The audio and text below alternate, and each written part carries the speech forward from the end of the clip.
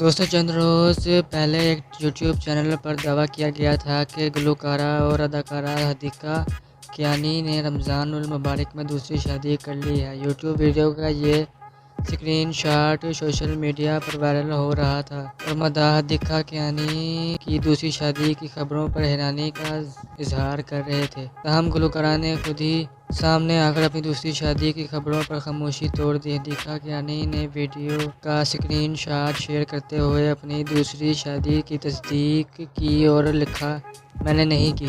دوستوں، حدیقہ کیانی نے کچھ عرصہ قبل ایک انٹرویو میں اپنی پہلی شادی اور طلاق کے بارے میں کہا تھا کہ انہوں نے اپنی شادی 1997 میں کی تھی، جو ناکام ہو گئی۔ بعد ازاں انہوں نے دوسری شادی کی، وہ بھی ناکام ہو گئی۔ حدیقہ کیانی نے 2005 میں بالاکوٹ میں آئے خوفناک زلزلے کے متاثرین میں سے ایک بچے نادر علی کو گود لیا تھا، جس کی وہ اکیلے پرورش کر رہی ہیں۔